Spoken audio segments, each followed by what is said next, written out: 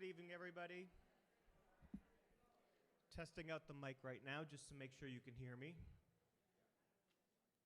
Welcome. I'm really happy to have you all here tonight, and those of you who are watching the recording or live stream at home, welcome. Tonight we are presenting the grade 11 parent post-secondary planning information. We have our amazing team of 8 school counselors here tonight, where we've broken up the presentation to make it a little more interesting for you. There's a lot of information. Please don't get overwhelmed. We will walk you through this. We will walk your children through this. We have many steps in place. We have many safety nets available, and we have many events and more touch points where we will work with you and your children to get you ready for the college application process or post-secondary planning, whether your children are choosing to go towards the military, work, vocational setting, and many other options that they have, including gap year, etc., travel. So let's get started. If at some point you could sign in for us, if you didn't already, that is just going to help us determine what nights a week, what times work best for parents. The more parents we get, the better, the happier we are, the more information we get out. To start, I'm just going to show you what is on our school counseling website. So if you go to the Arlington High School website, the counseling department has their own website, which has all this information listed for you. And we have a link at the top right corner of our website called Announcements. And the Announcements page is where we list all of our PowerPoints, where we list any important presentations, and this presentation will be listed on there as well, with all the counselors' information. So tonight is a focus on your juniors, your grade 11 students, and their post-secondary planning, which we have started the minute they started here at Arlington High School. I'm sure they talked a little bit about it and explored some career options even in the middle school or earlier. But this is where we really dig in, and we work with students on our post-secondary planning website, our platform called Naviance. That's where students can store all sorts of important information, whether it has to do with building their resume, filling out college applications, requesting transcripts, asking for recommendation letters. Naviance is a very important website that we use frequently with students, all 4 years that they're here. So tonight we're going to go into a little more depth about that. The counselors are each going to talk to you about different important events that are going to occur this year and talk a little bit about what's going to occur next year. We do have things in play already. Some of your children may have received emails already about next week. The counselors offer 3 different times. Some of them offer 4 different times. We also offer a makeup session for the junior class to be able to come down and in a very small group, usually it's anywhere between 4 and 15 students, where we'll hand them their transcripts, go over transcripts, what that means. We did this sophomore year as well. We did it freshman year as well. Then from there, we're going to talk a little bit more about choosing their courses for next year. We're going to talk to them about building their college lists, what's appropriate. Each student is individualized, but we do give them the general layout and how to search for those schools and make the best choices.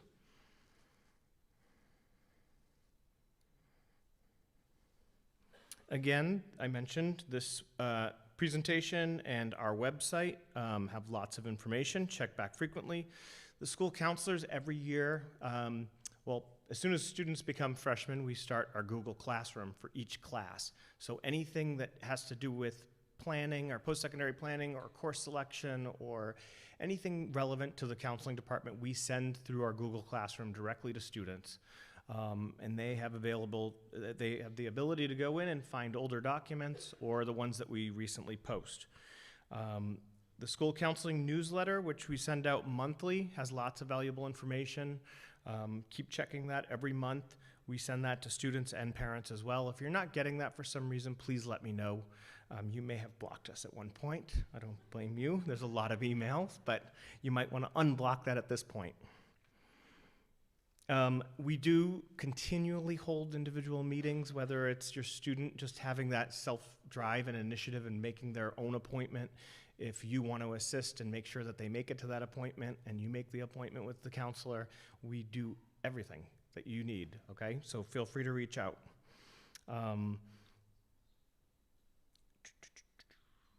Yep. I am going to turn the mic over to one of our amazing school counselors, June Choi.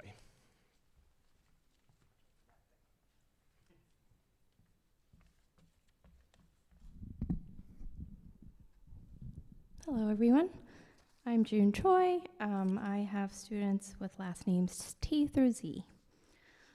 We are going to start by reviewing the graduation requirements. You may have seen this list by now. I won't read off every bullet point, but I will point out a couple of things. One of them being that many colleges are, including the state schools, are recommending 4 years of math, although we require 3 years.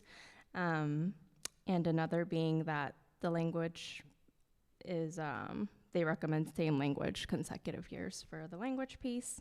And community service is one that often gets forgotten. So we want to make sure that students are on track to meet the 40 hours by the end of senior year. This is also included in the program of studies for you to reference. Transcripts. So next week when we meet with juniors in junior seminars, they will receive a copy of their transcripts, and only final year grades are shown on transcripts. So for grades 9 through 10, they will have the final year grades there, and then for grade 11, they will see their quarter 1 grades. Senior year, when students are applying to college, they will have each quarter grades show up on the transcripts, and that's what we will then send to colleges. You'll see on transcripts that there are GPAs. We use both weighted and unweighted, weighted out of 5.25 and unweighted out of 4.3. Both are important, and many colleges use their own formula to recalculate GPAs. We do not rank, and we don't use deciles, and we have approximately 450 students in the junior class.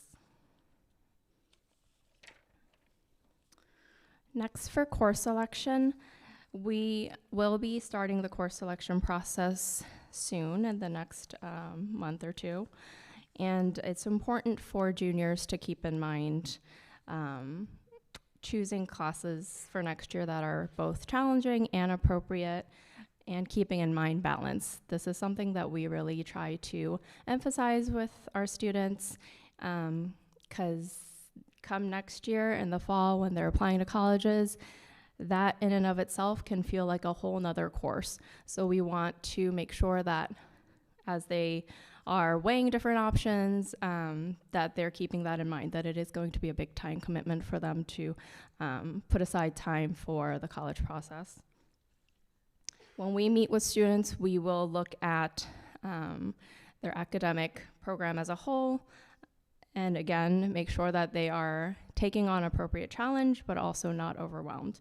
We will also emphasize that we want them to, make time for things that they enjoy as well.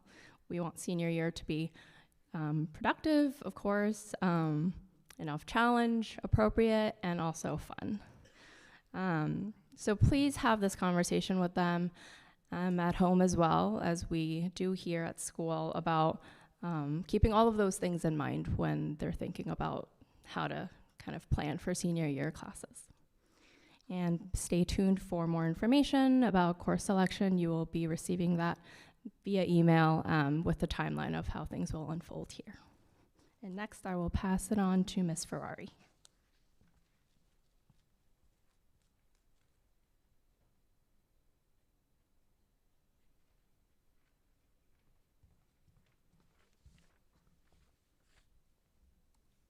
Hi everybody, I'm Miss Ferrari. If you don't already know me, I've met with some of you.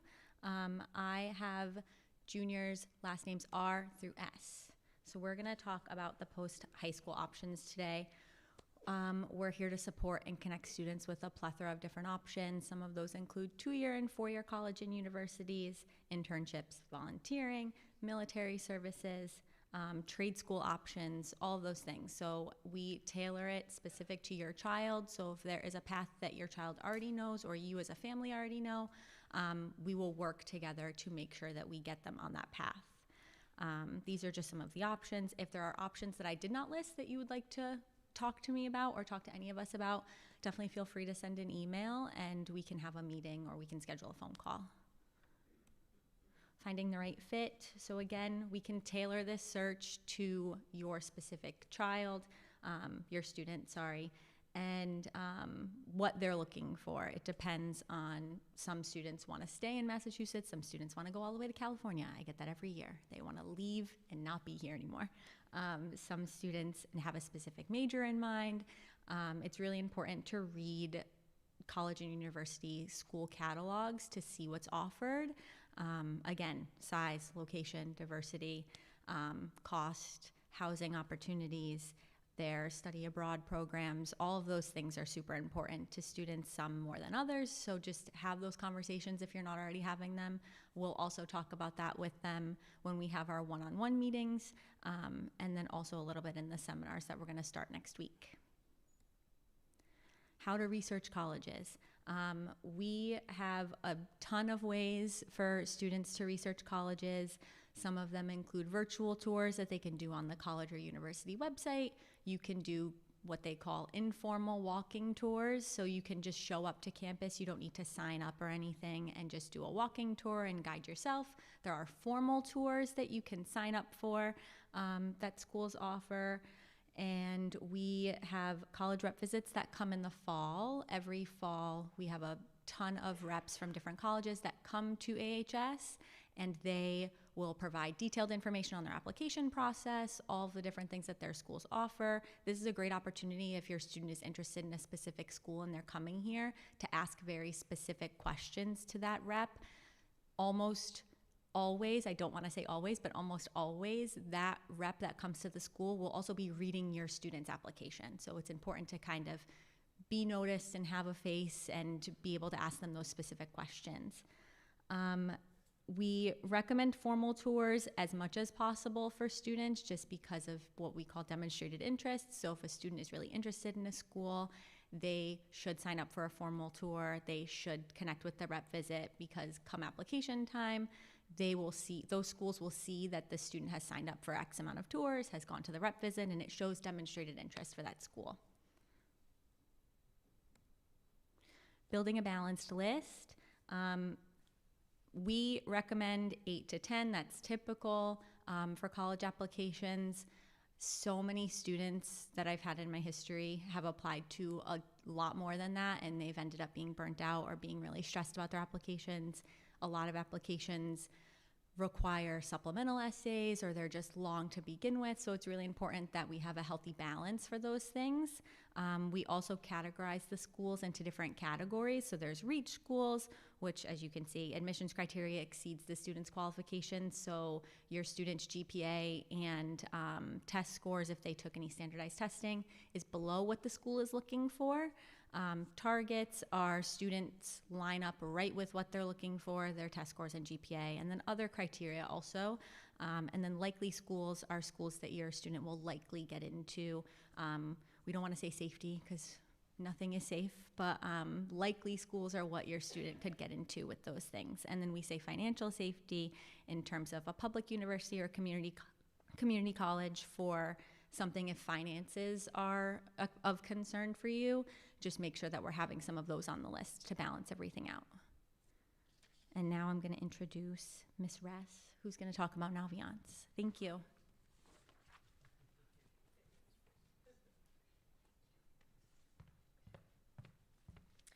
All right. Hi, everybody. I'm Carolyn Ress, and I have letters last names A through CAP, if you remember that.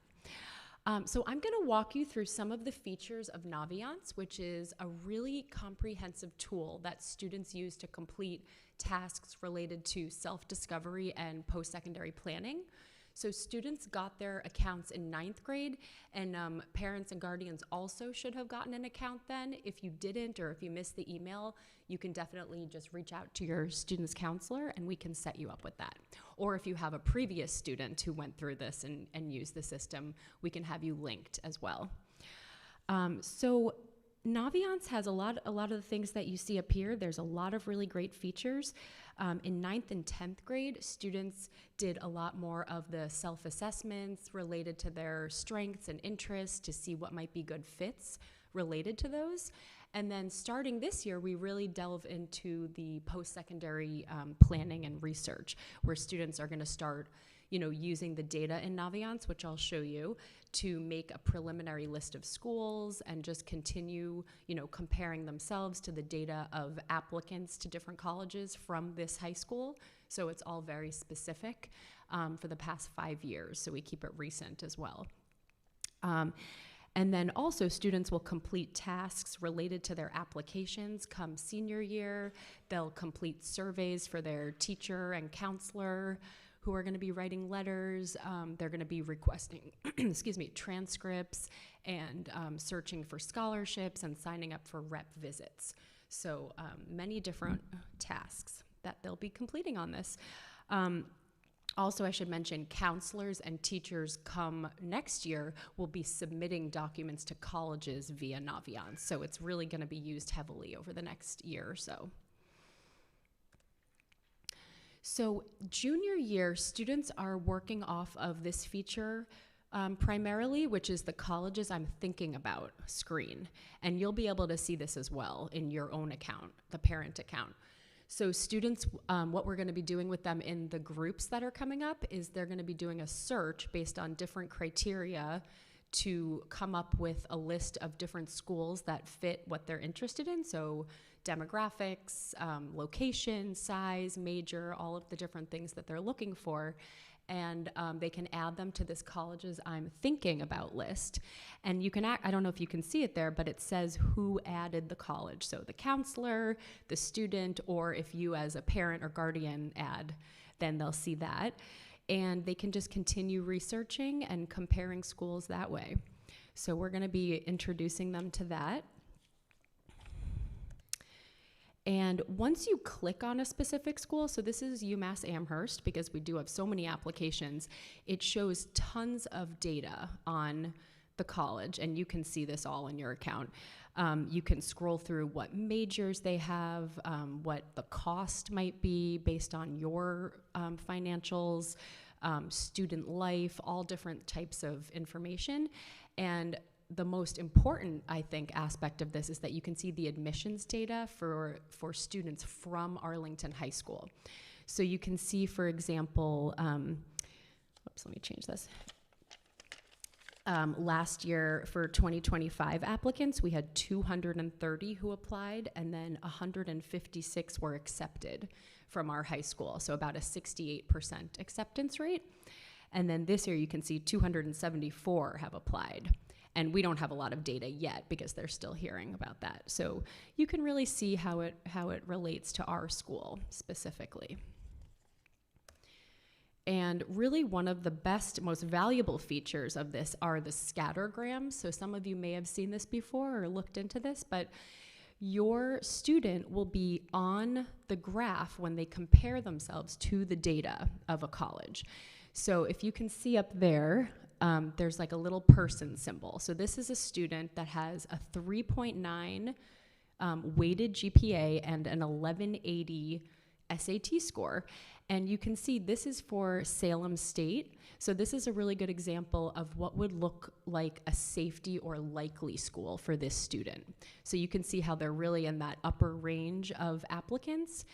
And this would be like a pretty sure bet if a student is interested in this school that they would be accepted. We always say not definitely, it doesn't take into all the factors, but this is kind of just using the data of the scores and the GPA. Also keep in mind though is that many juniors at this point don't have an SAT score, so it'll default to the PSAT score. But since so many schools are test optional, which we're going to talk about coming up, is that I like to have students look mostly on the GPA axis of the graph, just so they can see kind of where they fall. So it's really just a very general sense of what it would look like. So this is Endicott College, and you can see this same student here falls a little bit more into the middle range. So this is what we would probably call like a target or a match or kind of realistic school. So it looks like it is likely, but you know, there are some that are in that range that didn't get in, and we don't know why or what program that they might have applied to, but you can just see how they're more in that like middle range. So that would be more of a target or match school. And then just looking at a reach example. So this is Boston College, and you can see that this would be a pretty big reach for this student, if you can see where they are right there. It's really kind of, you know, they're not in the range where a lot of students with that GPA have been accepted. So that would be a pretty big reach.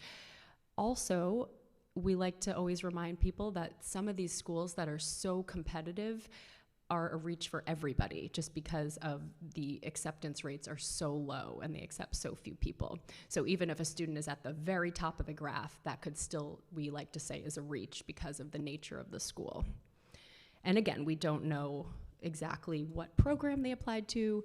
There is a new feature in Naviance. I don't know if you can see it up there. It's you can check the box that says applied test optional, but this is a pretty new feature, so not a lot of students have actually reported if they've done that or not. So when you click it, it removes a lot of the data. So there's not a lot there, but you can see, oh, this person was accepted and they didn't submit scores, or they did. So you can definitely play around with it, and it's very useful. Another useful feature we like is the College Match tool. So this is in the Colleges tab also, and this is nice because it gives a way to maybe broaden a student's list, or just to give some other ideas. It shows some schools that are commonly applied to if a student is interested in the school. So the different schools on their list, it shows overlapping or commonly applied to schools. So it can just give you some other ideas to think about that might be similar or in the same range. So that's a nice way to look at some other ones. And lastly, we're gonna go into this more in the presentation, but we do ask and really appreciate that students and parents fill out a survey for us and for the teachers that will be writing their letters. And so this is all found in Naviance, and it's in the About Me section under surveys for the respective student and parents' accounts. And we do ask that students, we're gonna go over all of this with them, but that they fill out a survey for us, and then for the teachers that are gonna be writing their letters, and then that you as parents and guardians also fill out a survey. And that's very helpful. And then just one last thing is there is a portfolio and resume feature as well that we show them that they can add. It acts as a really nice placeholder where they can add all the different activities, extracurriculars, awards, or different internships or things, work experience, as a placeholder, and that will help them when they are actually filling out their applications. So it's a nice place to start. So now I'm gonna pass it on to Kathy Hirsch.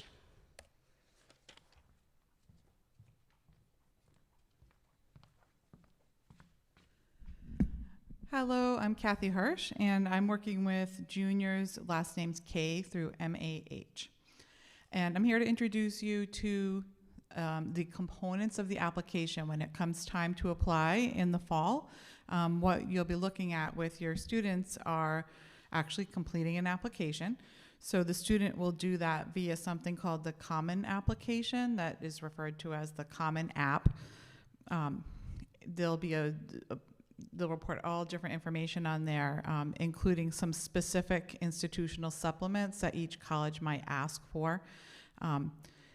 Many colleges accept the Common Application, and you can see that, the list of those colleges on their website. Or the student might be completing an individual application from a specific school, but there'll be an application to complete. Carolyn just mentioned the resume function in Naviance. So listing activities is a part of the application that takes some thought and planning. I think this is something that slows students down a little bit in the process, so it is a good idea to start gathering that information, maybe work on the resume function in Naviance to centralize that information so it's ready to transfer right on to the application when they apply. There will be an essay or personal statement. There will be school documents that the counselors will send directly to the colleges. Letters of recommendation. There will be a fee for each application. If the student, if the family is experiencing financial difficulty, they can talk to the counselor about having those fees waived.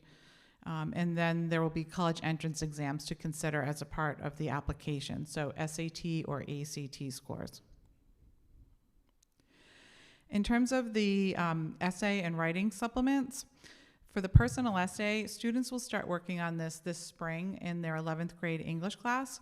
They'll typically do a few drafts, get started with brainstorming ideas, and then this is something students can work on fine-tuning over the summer and into the fall. And basically, the more the students can get done before they come back to school in September, the easier the process will be of applying in the fall. We have a resource guide on our school counseling website with helpful tips around the personal essay process. We mentioned there will be some college-specific questions, so there'll be the general personal statement that will be entered into the main body of the common application and will be sent to all of the schools, and then each individual school may have some additional supplemental questions they're asking. This is also something that slows students down in the application process, so taking time ahead to look at which schools require supplements, what you might want to write, can you adapt one supplement to meet the needs of more than one application, and of course being careful about what you're sending to each school. And then the additional information section allows a student to share up to 650-word statement, any information they want to share that they feel is important to their candidacy that's not reflected in other parts of the application. Other components of the application, the recommendation process. So this is something for students to start thinking about now and this spring. We ask that students request a letter of recommendation from 2 classroom teachers. At least 1 core academic teacher, usually 2 core teachers is recommended, depending on what the student's interest is in terms of college, major, or focus of study. We're saying, could you request from teachers in quarter 4, and then follow up with the teacher in the fall. Some teachers will limit the number of letters they write, so just put that out there. So this is something that the student can discuss with their counselor in terms of when to ask and who to ask to write those letters. As Carolyn mentioned, teachers will ask students to complete a questionnaire, either through their own form or in the Naviance teacher recommendation survey section. Each counselor will write a letter of recommendation for the student. The counselors will take a look at a counselor recommendation that students complete, as well as if the parent wants to complete a parent questionnaire, which is very helpful. You often have insights to your students that we don't have, so things that you know about them that might be helpful in writing the recommendation. It's great if you can take the time to fill that out in Naviance. Some students will ask about sending non-AHS recommendations, so maybe there was a music teacher from outside of school, or a coach or employer who knows the student well. If the student feels that person has something, again, additional to share that's not reflected in other recommendations or other parts of the application, then they might want to request an outside letter as well. And I already mentioned the fee waivers. Okay, and next we have Danielle Rakowski to go into more detail about applications.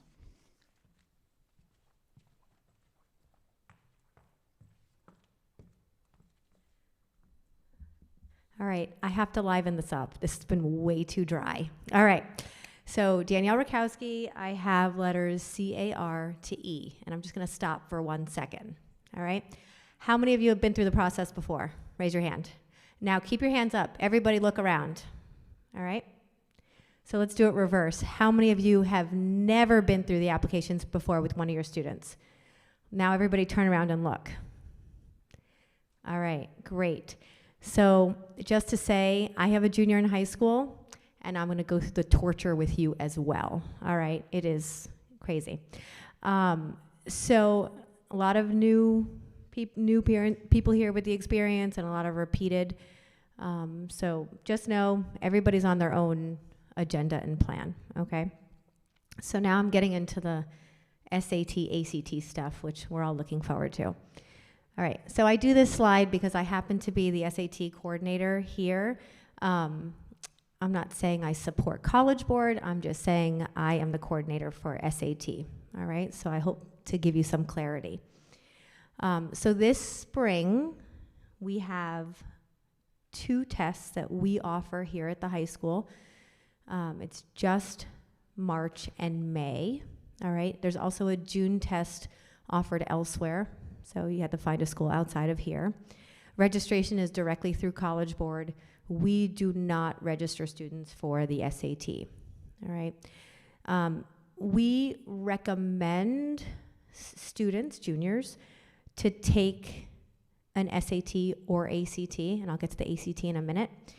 We recommend to try a standardized test this spring, whether March, May, or June, and come up with a specific individual plan with your student's counselor, kind of like a testing plan, when to take the first test, when to take the next test, whether or not they should repeat the test, take it 1 time, 2 times. Statistically, scores do not change to the 3rd time. And with so many schools being SAT or SAT test optional, there's options to apply to college without standardized testing. But we do recommend students try it, I'm gonna use the word at least once. So like I said, AHS offers it 2 dates. The ACT is not offered at Arlington High. So there are some local schools that offer it, and the dates for this junior class would be February, April, June, or July. Okay, and I just want to repeat that one more time, not offered here, okay, but some of the local schools. It is not both, okay? It is not SAT and ACT, all right? Some students do try to take an SAT and an ACT to see which one they do better on, and then maybe the second test that they want to do better on, they take just that one single test, okay? So both tests are not required by colleges. It's one or the other. And the big major difference at this point between the test is the ACT has a science component.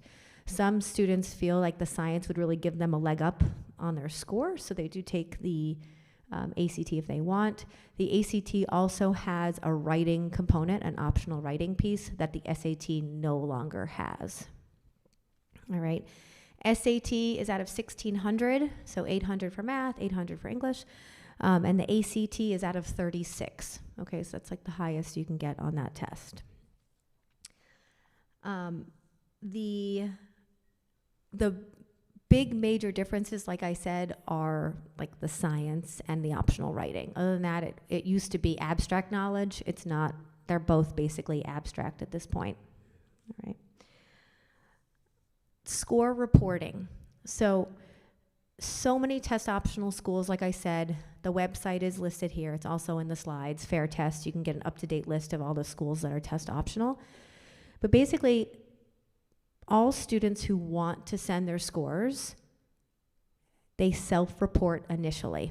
Okay, so self-reporting is student reports the highest score on each section. All right, so that's called score choice. So if you have a March test and you do great on English and maybe weaker on math, and then you take it next fall and you do great on math and lower in English, you can actually pick and choose the highest test from the different dates, okay? What super score is, you have 2 different test dates, all right? And let's say you do so much better in the March test in the math and English, and you go down next fall in the math and English, you could make a choice to not send next fall's test. That's score choice. Okay, so you'll hear super score and you'll hear score choice. It all blends together. So, you know, we can talk about it more if it's confusing. We are unsure what the testing landscape is going to look like for class of 2027. So we know more and more schools, we know how many are test optional at this point, but we know that some schools are going back to test required. So many of the down south schools have added the test requirement back. You know, the Ivies, some other local schools are adding the test requirement. So I would just say have your student or you can keep checking to see about the requirement for standardized testing. We recommend also that students take the first, whether it's SAT or ACT, don't go crazy with the prep, okay? Get a baseline. You know, might be the same as the PSAT, maybe not. Get kind of that baseline score, and then if you want to prep or if you need to prep, there are tons of prep options to work on either both sections or one section. Either way, truly, that student can go from there and figure out what sections need some work, and they can work on some prep that way. PSATs, I mentioned it for 2 seconds. They are personal, they're private. We do not send them to colleges at all. No one sees them except for us and you. And they could be used as also a tool as juniors if they want to work on some of the, you know, pieces from that to prep as well. More standardized testing for students that English is not their first language. Many to most colleges require a test, could be Duolingo or TOEFL or some other English proficiency exam. And then AP exams. So AP exams, every college has its own policy and procedure, okay? And I wanna just throw this out here just so you know, not all schools take AP scores or AP, you know, not all schools will waive students out of classes, not all schools will give credit for them. It's school specific. So if your student is loading up on the APs thinking that many colleges will waive them or give them credit, that's not necessarily true. It involves some research. It involves looking at specific colleges and universities to see what their AP policy is. All right. The difference between like an AP score and an SAT or ACT score is that we do not recommend that students send their AP scores directly to colleges, okay, through College Board. They can self-report it when they apply. We'll walk you all through this next year. But just to keep that in mind, that that's not an official thing yet until the student gets their score. After they graduate, they can send it to the one college they choose to attend, okay? And we'll talk more about that senior year. So pay attention to the colleges they're looking at. Look at, it's called AP policy or AP procedure on the specific college website. I mentioned test prep options already. We have a whole document that we've compiled with different test prep options. You can click on that link. We have it posted on multiple places on the website, so you can see some of the, you know, resources we have. Fee waivers for SAT or ACT, the student just needs to talk to their school counselor. That's the most important piece. So if you feel your family needs a fee waiver, have them come see their counselor and we can talk about how to go about getting a fee waiver. In addition to fee waivers, some students qualify for accommodations for whether it's SAT or ACT or AP, whatever it is. So just make sure your student has a conversation with their counselor to make sure everything's all set for the accommodations. Okay? And lots more information on our website. All right, I'll try to get through this really quick. So there are lots of deadline options, all right? And deadlines, which we try to tell the students, are probably one of the most important things that we need because there are no extensions to deadlines. Deadlines are deadlines are deadlines. So we work with students with developing a list, like was said earlier, and we make sure from spring of this year till fall of next year to have that conversation about when a student's application is at its best. So it's really important to look at the whole picture and think, okay, after 9th, 10th, and 11th grade, is your application at its best, transcripts at its best, grades are great. It doesn't make most sense to apply early. All right, if it makes most sense, we come up with a list. It's different for every student. So we may tell one student, yeah, apply early, and we might say to the other, might say to another student, don't apply early. It just really depends based on when the student's application is the strongest. So we definitely work with them one-on-one to make sure, you know, they have the best plan. So just to quickly review, and we're gonna go into this in much more depth when students are seniors, but I just wanna kind of give you a little outline about the different admission plans that you're gonna start to have these conversations with your students. If you go on college tours, you're gonna hear about these kinds of things. So just want to clarify a few different plans. So early action, typically, I would say November 1, November 15th, pretty early. Students hear back by mid-December to maybe end of January. It's not binding, so students can apply to as many early action schools as they want. And normal commitment day would be May 1st of their senior year. Early decision, I'm not going to go over every single one, by the way. Early decision is the binding application plan, okay? So basically what that means is students apply to one ED school, all right? That's it. And you're basically committing, if that student gets in, one, that you are 150% positive that you could financially pay for it, and two, 150% positive that the student wants to go there. It's their dream school, okay? The money in my mind is the biggest thing, but you know, so not everybody applies early decision, all right? You know, all that data is in Naviance, so once you start digging in, you can see like what the early decision stats are versus the early action and regular. But just to keep in mind, it's definitely something that some students can do. And sometimes it does give you a leg up, not you, but your student, a leg up in the admissions process, but it just depends on the school. Okay, and that's typically November 1-ish, and then they hear back mid-December, end of December. Regular decision is the standard deadline. So typically I would say the start of January, so January 1st, January 2nd, February 1st, those are regular decision application deadlines, so everything has to be in by then, and students hear back in March and April. Okay. Except for early decision, May 1st of your student's senior year is their commitment date where the deposit has to go to the college that they're going to attend. Okay. And the only other one I want to mention is rolling admissions. It's just basically colleges will like accept or reject or defer or waitlist, you know, on a rolling basis. Okay, so some schools 2 to 6 weeks. It just depends on how quickly they process the applications. Okay. And I feel like I've talked a lot, but we'll have a question and answer also. If I know I threw a lot of information out there, but I'd like to bring up Matt. Okay, thanks.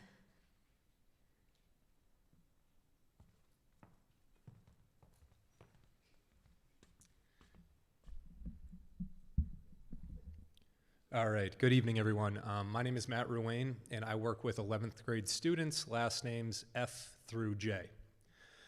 So I want to briefly discuss additional factors considered in the college admissions process. So as counselors, parents, students, it's important for us to recognize which factors we have control over and which we don't. So in our students' control, we have extracurricular activities. Students can choose what they participate in. They can choose the quantity and quality of those activities, hopefully with emphasis on quality, right? We don't need students joining 10 clubs, 10 teams, 10 organizations, but they should be doing something. Demonstrated level of interest, there's several ways for students to demonstrate their interest. Okay, they can visit college campuses, attend info sessions, they can interview, they can apply early decision if they do have a top school and they feel prepared to apply early. Special circumstances that have affected the student. Okay, so students who may have endured hardships, okay, they may not have had control over those hardships, but they certainly have control over providing an explanation for poor attendance or a sudden drop in grades, and the Common App, as well as the council recommendation, can be used for that purpose. Athletes, so Division I and Division II athletes, making sure that you're cleared by the NCAA Eligibility Center. And for our prospective music and art students, making sure that you complete auditions, portfolios, or other art-based application requirements, certainly in the student's control. Okay, so things that are not in our control, but we should be aware of, right? The competitiveness of college majors, okay? Now, while we can look up this information and identify the more popular majors, we have no say over how many students apply to a certain major in a given year, okay? Institutional priorities, so different colleges prioritize different criteria, okay? Some colleges really care about leadership positions, extracurriculars, while other colleges are strictly focused on academics, okay? Again, we can look up this information, but we can't control a college's preferences. And on that same note, some colleges really look to answer the question, what can the student bring to campus? Are they a legacy? Did their grandparent donate a building? Are they from Idaho? We really want a student from Idaho. There's a lot of these extra variables that we just don't know, okay? And we have to make our peace with that and focus on what we can control and what we do know, okay? All right, continuing with the application process. So come senior year, next fall, all right, our primary focus is going to be on the actual application and completing our college list. So again, we're going to have admission reps coming through Arlington High School. Students can attend those info sessions. They can continue to visit college campuses or do whatever final research they need to do at that time. Okay? Students should also be aware of their application deadlines as well as all the application materials that are required. All right, students can find out this information on Naviance. However, if you go to the actual college website, they'll be very clear of what is due when, okay? And finally, students need to realize that not all colleges use the Common App, okay? Some colleges have their own electronic application or online portal that students need to complete. Again, information you can find on Naviance, or if you go right to that college website. And finally, I just want to share some resources, websites that you guys will be using. Again, as a counseling department, we do our best to keep students and parents informed, okay? So the class of 2027, Google Classroom, and the Arlington School Counseling website can be very useful for students and families. Naviance, a great resource that Ms. Ress told us all about. The Common App is where most of your students will be completing their college applications. Ms. Rakowski talked about College Board and ACT, signing up for tests, viewing score reports, submitting score reports. And we'll talk a little bit more about MIFA and the financial aid stuff momentarily. Okay, and here's Ms. Gormley.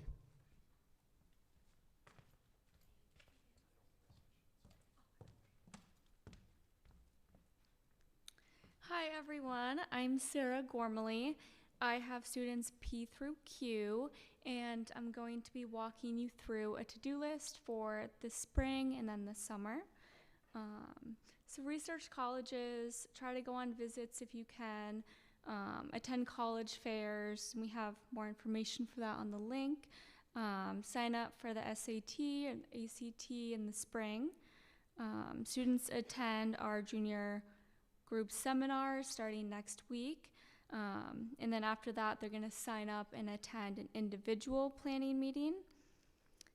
Create or edit a personal resume so it's ready for September. Ask 2 teachers to write a letter of recommendation in term 4. Begin to work on personal essay in the 11th grade English class. And then in the summer, in August, create a common application account using their personal email. Then they're going to fine-tune their personal essay that they were working on during that English class. They're going to finalize their high school list of activities and honors, either in Naviance or through their own resume. log all community service hours via the X2 Vol, and then complete the parent caregiver form in Naviance, which helps us write the letter of recommendations. Then I will be passing it off to Ann Benson.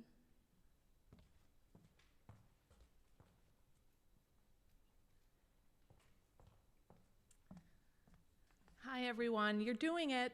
We only have a few more slides. Brace yourself. If you're not totally stressed out about admissions, why don't I talk to you about financial aid? Okay, let's do it. I have kiddos with last names MCP to P.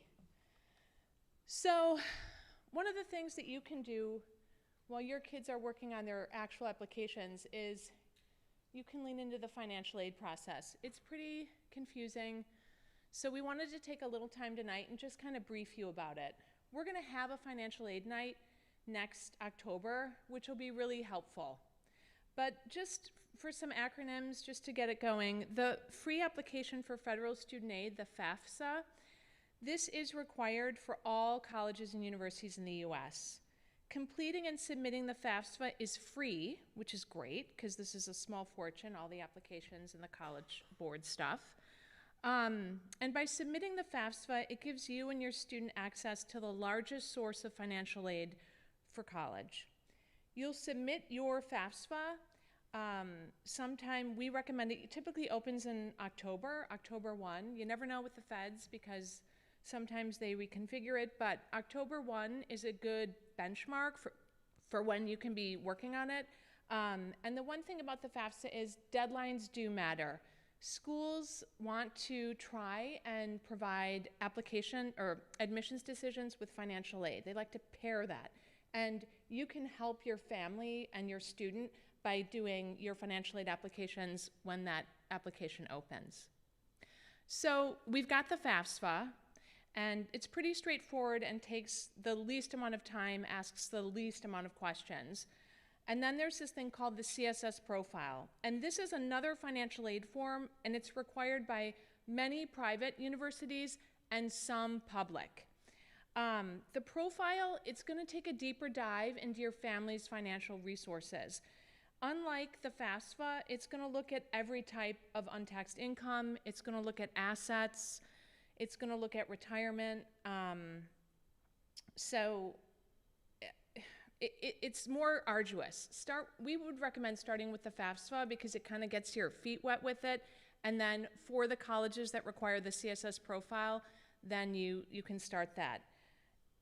The CSS profile is governed by the College Board. Ms. Rakowski talked about the SAT. College Board, runs SAT stuff. They run AP exams. They also are in charge of the CSS profile. No great surprise, the CSS profile costs money. It's $25 to complete and send to one school. And then after that one school, it's $16. These are the rates this year. I just mention this because it's just an important consideration. Financial aid forms take your time in consideration and also your financial resources. So we want to be judicious about the list.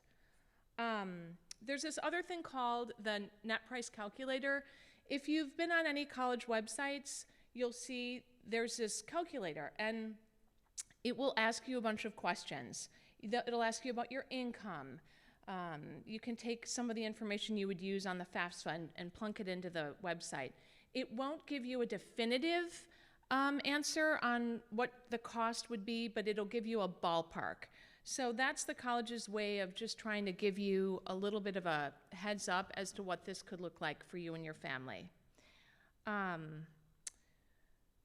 perfect number 4 is just, I think, like a great sigh of relief for most people, and it's certainly something that the school counseling department really wants to share information about. Massachusetts, we are really blessed with an incredible community college option here in this state. Community college is free for Massachusetts residents, and they have robust programming, great associates programs, and ways in which people can earn many college credits. So I just wanted to walk you through a few of the options in community colleges here. There's this one program called A to B, Associates to Bachelors. Your student would start at a community college. they would earn an associate's degree. And then if they earn a B average, they'll have guaranteed admissions to a bachelor's degree program at a UMass college or university. That's pretty remarkable and a great option, especially if you have a student who might be on the fence about whether or not, going on to college is the right move for them.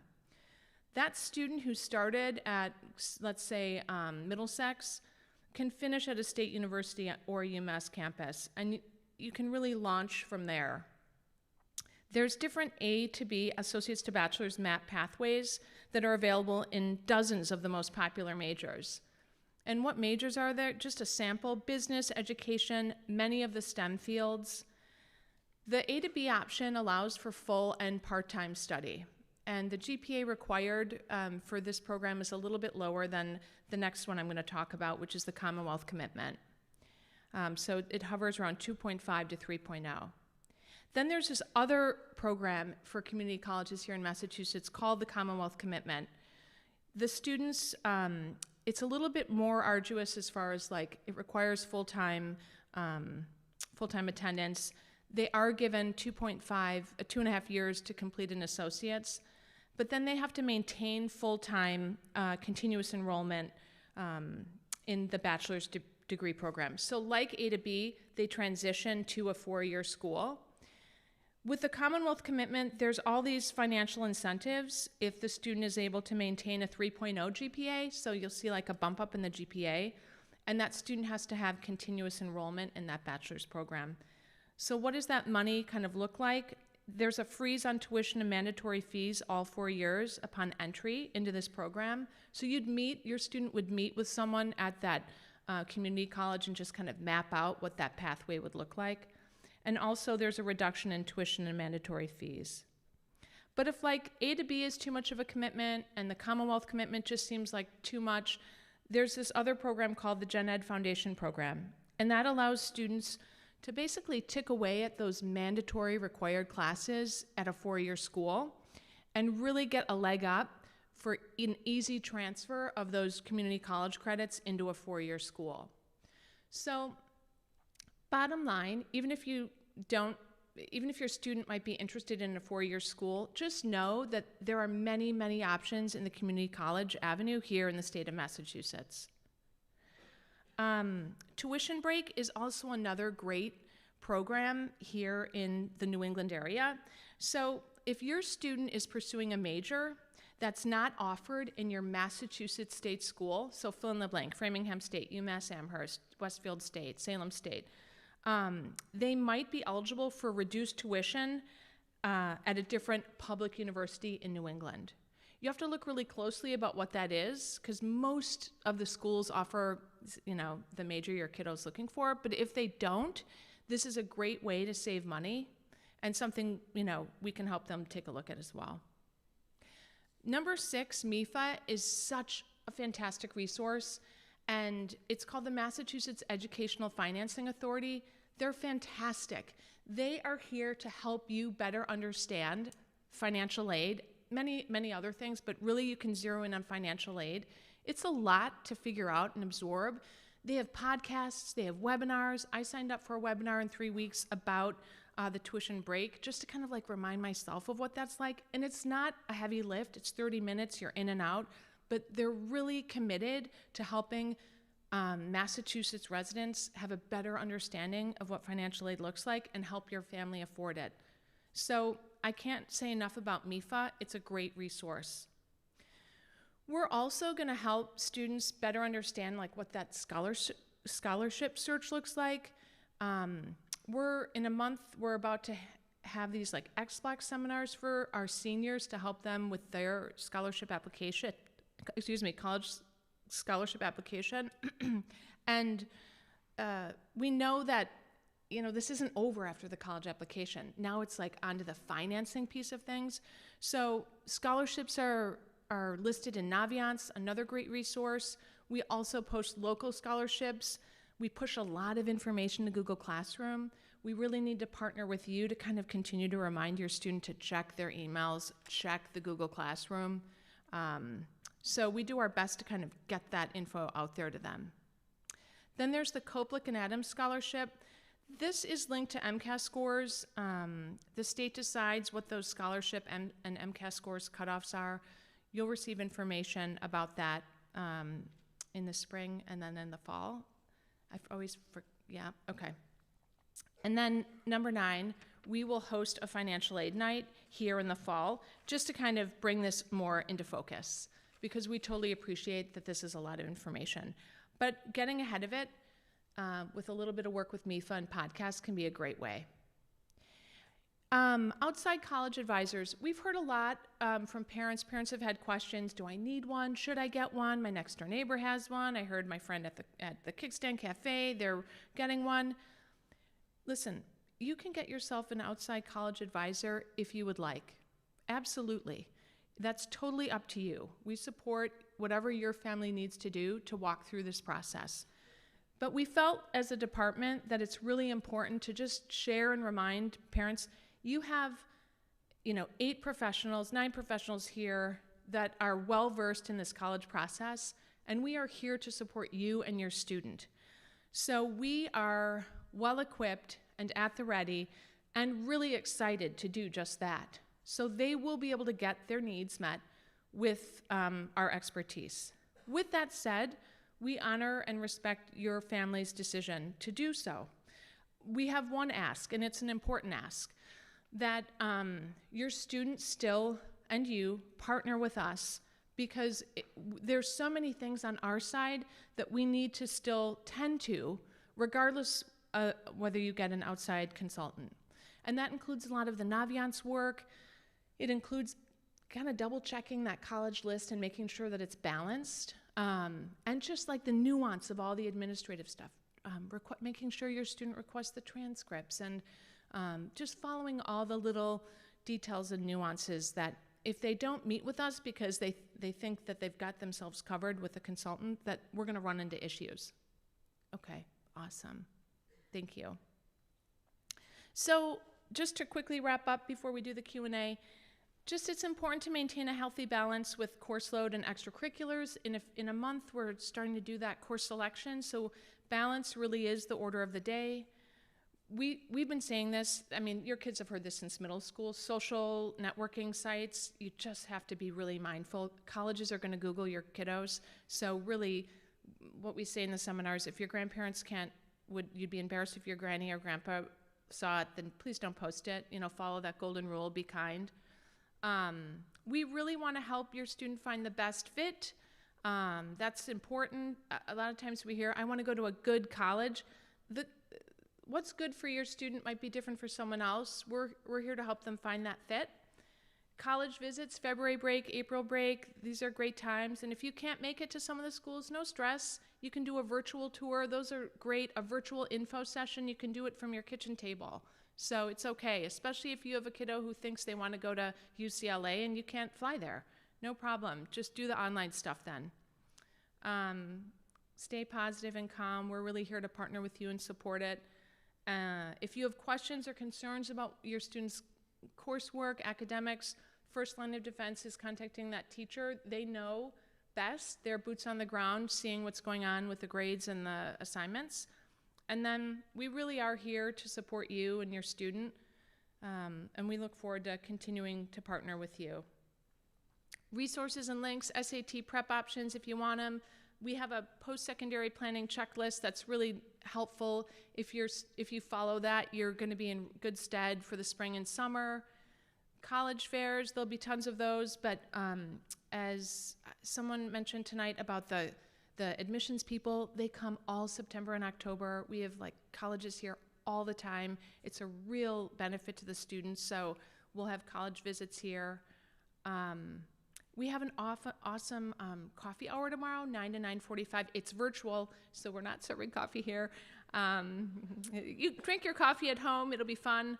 But we'll see you all tomorrow. And that's where if you have something you don't want to ask in a huge group, totally get it. We can answer that more succinctly and privately in the Q&A. I think these links are here, but I think we posted it, Mr. O'Brien. Okay. And then if you could sign in, super. Oh, sorry. Maybe this is you, Mr. O'Brien. Okay, sorry. All right, thank you, Ms. Benson, appreciate it, and thank you for reminding me. I forgot to introduce myself. I'm Scott O'Brien, the director of the school counseling department here at the high school.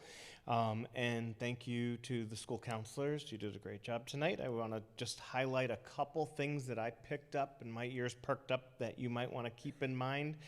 Don't wait. Start now. Build that college list. If it's 100 right now, at least by the time we're ready to apply, we can get it narrowed down and dwindled down. One thing that I suggest parents do right up front, be honest, be upfront with your children. If there are certain limits that you have as far as finance or how far a child can go to school, please make them know that now before their dream is set on University of Florida or UCLA or University of Dublin. These are some of the schools that our kids do attend. But if it's out of your range, be honest, be upfront ahead of time. That will prevent some fights later. Use April vacation, as Ms. Benson said. April vacation this year and summer is a great time to go visit some universities. I don't care if it's a school that your child doesn't have on their list. If you want to show them what a small campus looks like, if you want to show them what a medium campus looks like, a large campus, a suburban campus, a city school, use what we have in New England. It's right here. It's not far away. Use it. Go on a sunny day if it's a school that you really want them to go to. Try to avoid those rainy or cold days. They do change their opinion based on that sometimes. College application is a great test to see if your child will be successful in college. Let them do it on their own. See how they do, okay? Now, yes, they can use assistance. They can use your assistance. They can use our counselor's assistance. Try to let them do it on their own, and please make sure they're not using AI bots or anything like that, because these colleges are getting very good at picking up on that. Check the college or university of your child's final list, their website. They have an admissions website. Some of the secondary or partnering websites might have some information, but these college websites are up to date at the moment. It's like a contract. That is the most recent information. That's what you should go by. Check in with your child next week. Find out when they're going to their school counselor's seminar. Okay? They have options. That means they get to pick which one is the best option. Don't go during AP, class. Go make sure you do it during your X block or when you have a time open or you have an open period. Just make sure they're going to those seminars. They get a lot out of it. There's no such thing as a financial safety. Who are you kidding? Unless you're choosing the option that Ms. Benson talked about with the community colleges and the 2 to 4 year path, college is expensive. And unless you have a bank account with $200,000 just sitting around, it's expensive. We have to be realistic about that.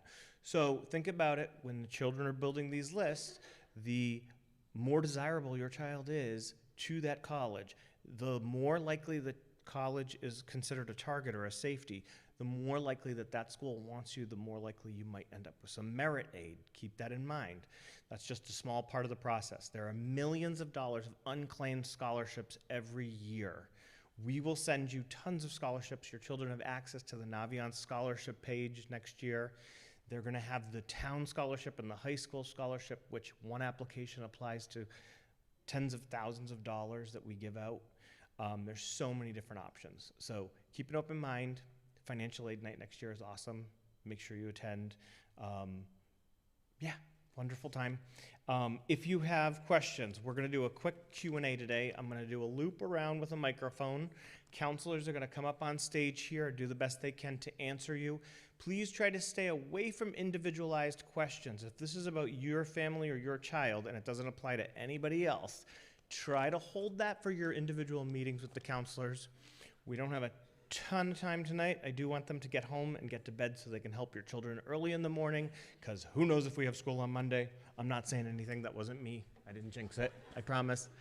And thank you again for all coming, and thank you to the counselors. Why don't you come all the way up, watch your heads, and we'll start walking around with the questions. Do one of you want to grab that one? Should we just sit or? So.